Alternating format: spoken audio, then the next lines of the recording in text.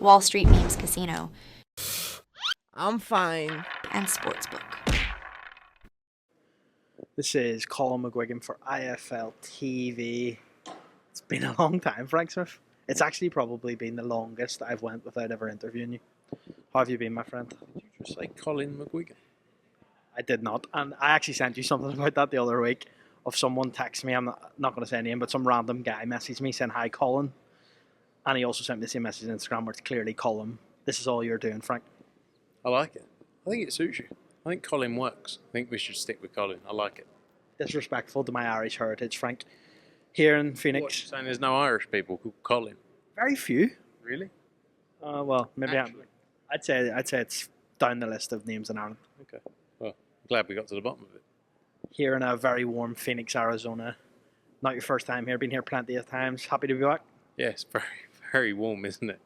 I thought Puerto Rico was warm. I actually thought England was warm the other day, but this was it 44 degrees? Yeah, it's a bit much, but good to be here. Amazing place, Phoenix. We've got a huge crowd expected on Saturday night. Like you say, we've done many a shows here, and yeah, good to be back. They love their boxing here. Talk to me a little bit, first of all, about Sonny Edwards. He spoke to me in an interview that will go up probably after this one, where he said that he was being offered by DAZN to go to Saudi Arabia, to go, commentate in these fights and things, but he's so focused on this return. How tough is the test at hand for Sonny this week against a guy who shocked the world when he beat Nonchinga in Monaco? Yeah, look, a real fight. Curiel is a proper fight for him, but it's the kind of fight Sonny needed. Sonny, in where he is in his career, and I think he's been quite open about it, he needs real fights to be able to get up for it. He's done amazing things that, already, but he's still got a lot left to offer the sport. So it's the perfect fight for him, but it's a real test. Like you say, Curiel shocked a lot of people against Nonchinga. Nonchinga then went to his backyard and got the belt back. It was an amazing night in Oaxaca earlier this year.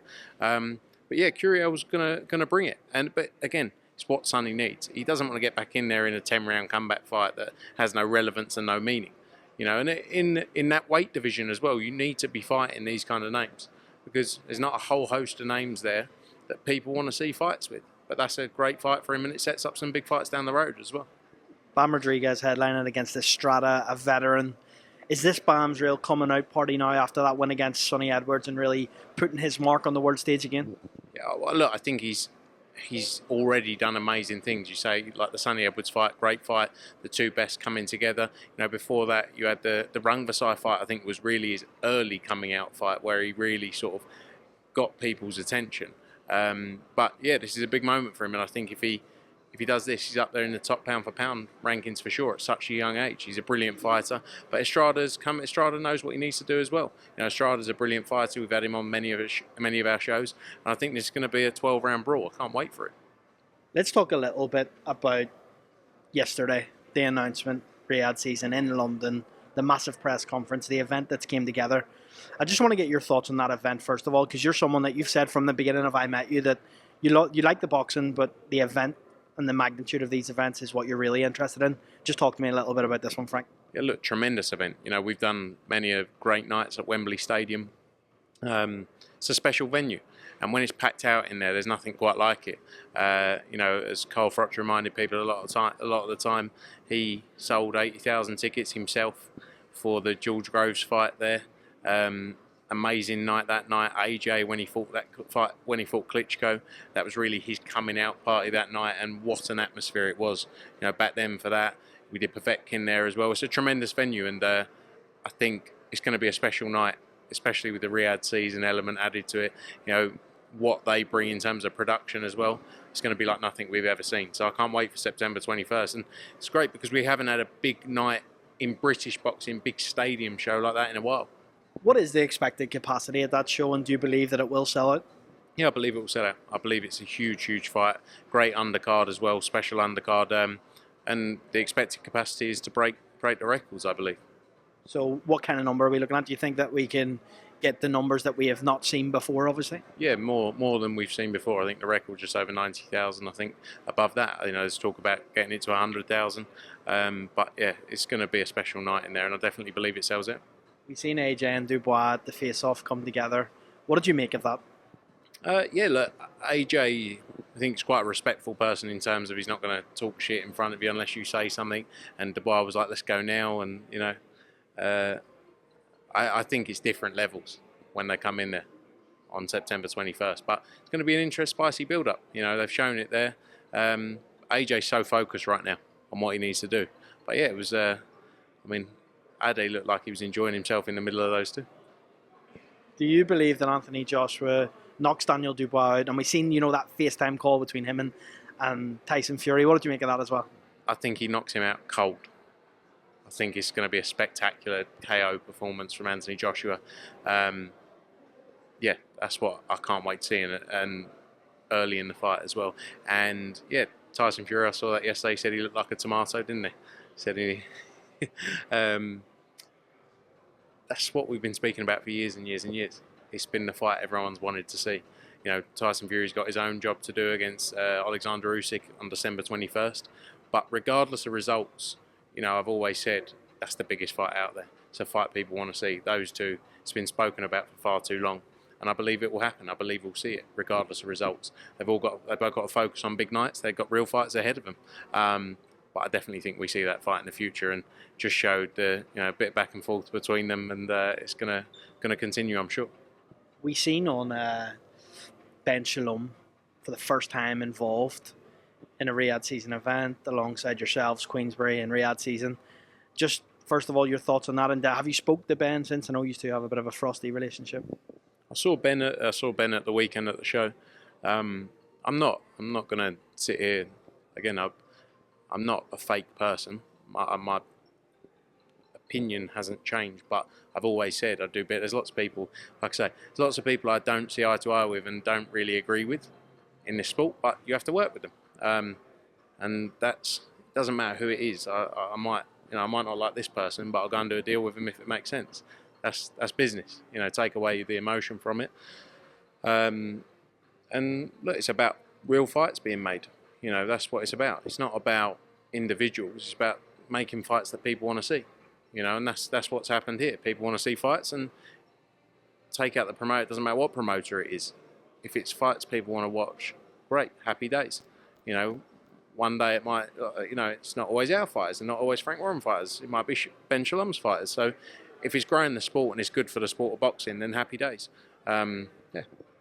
Anthony Kachi's on the card against Josh Warrington. Josh Warrington done a post today to say the last 30 hours were crazy, probably the craziest in his life. Talk to me a little bit about how that came about, and was it originally going to be Kachi and Zalfa Barrett? Yeah, it was talk about that. You know, it was a lot going on. You know, you're working at pace with so many different things going on.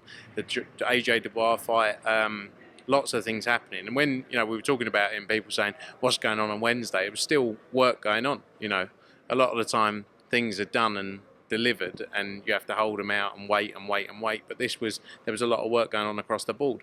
The Warrington thing was very last minute. There'd been talk about it, but it all came around very quickly, and everyone was sensible, and we got a good deal done. I think it's a brilliant fight. We saw Anthony Kachi against Joe Cordina, the performance he put in there. But I think Josh Warrington's, this is his opportunity to become a 3-time two-weight world champion. He's done tremendous things for the sport of boxing. I think in the UK, Josh Warrington had a huge following, and I think he can go in there and do the job. There was a lot of stuff going on. We obviously we represent Sugar Nunes as well, so we're working through all of that. He's mandatory for that belt. What is the actual situation there? Because the IBF haven't officially announced that this is going to be for the IBF belt. What is the situation there, Frank? Yeah, like I said in the press conference yesterday, the winner will fight Sugar Nunes with no delays, no interims, etc. So. But yeah, it all moved very quickly. Everything moved at pace. But I think it's a brilliant fight. And I think Josh Warrington gets the win against Anthony Kachi, and then it's a massive fight against Sugar Nunes. We see this obviously happens, which takes Lee Wood out of the occasion against Josh Warrington. Are you still working with Lee Wood? What's the situation there? Yeah, look, we'll always look at opportunities. We worked tirelessly to try and make the Josh Warrington fight happen at different times. Didn't get there with the money. We're not always going to agree. One person's going to have one view and you may have another, but that's not the first time it's happened, won't be the last. But yeah, we'll see what's out there, and if the opportunity comes up to make a great fight, we'll definitely do that with Lee. We've had a great relationship. I think he's done tremendous in the sport, but we've also worked very hard and been a big part of that as well. So hopeful we can continue for sure. What's your definition of a big fight for Leewood next, and any names that you maybe have in mind? I think he'll want a world title, moving up. He'll want a world title opportunity, and that's what we'll try to deliver. Obviously, you've recently announced Catterall Pro Grade. Can we get a bit of an idea of who's going to be on that undercard? Working through that now, actually. I was speaking to the guy. We've got meetings out here. Again, so much has happened in the last 7 days. We got that done on Saturday, that show, when we were in Birmingham.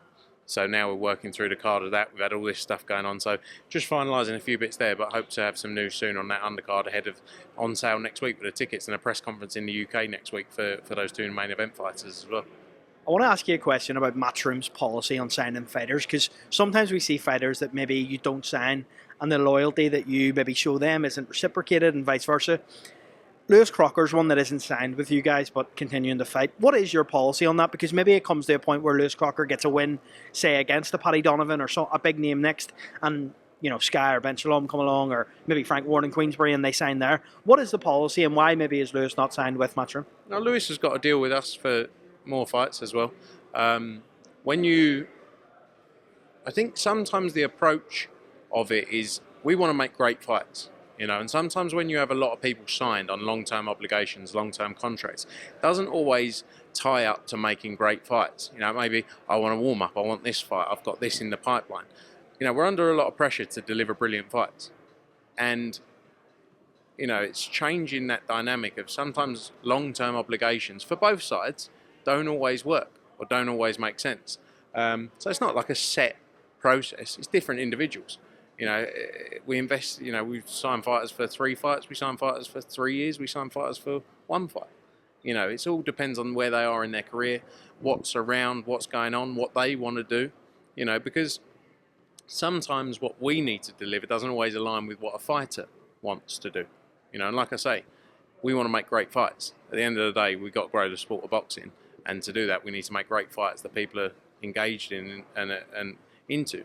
But sometimes fighters want a warm-up fight. Nothing wrong with that, but it doesn't always mean that we're going to be the right platform for that. But every fighter is looked at on different merits, really. That's what I'd say. Jai Obatai is a free agent at the moment, I believe. Will you continue to work with Jai? Is there discussions on a new deal, or? Yeah, we're working through everything now. With him and the team. Now, look, we got a great relationship with fighters. I think we deliver for our fighters that work with us. There have been fighters that have come and gone. That's the reality of the sport.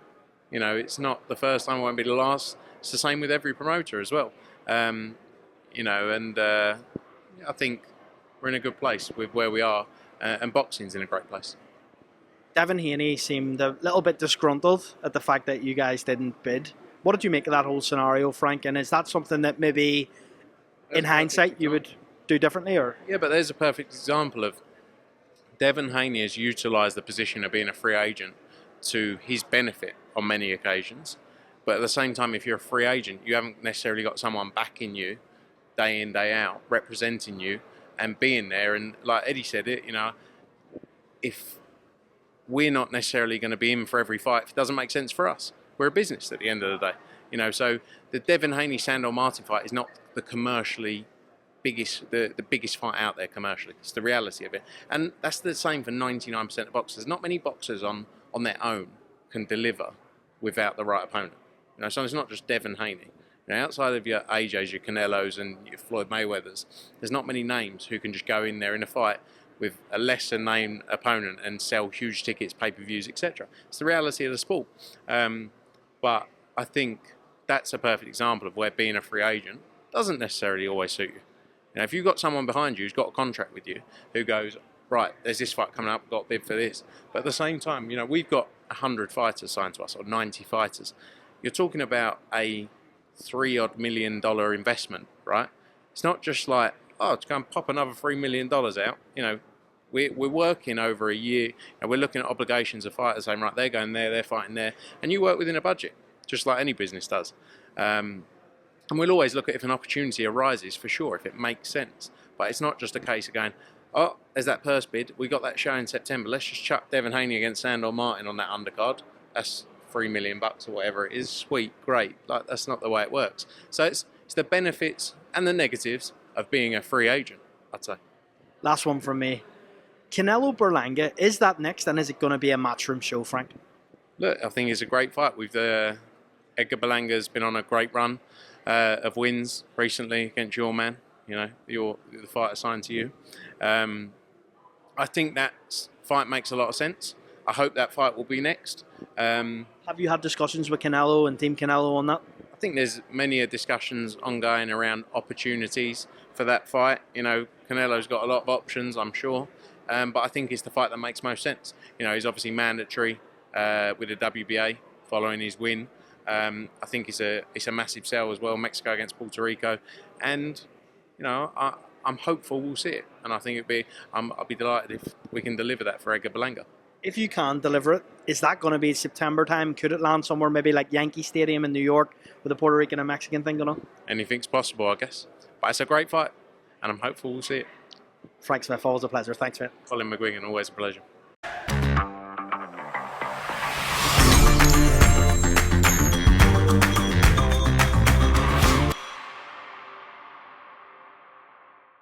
Wall Street Memes Casino I'm fine. and Sportsbook.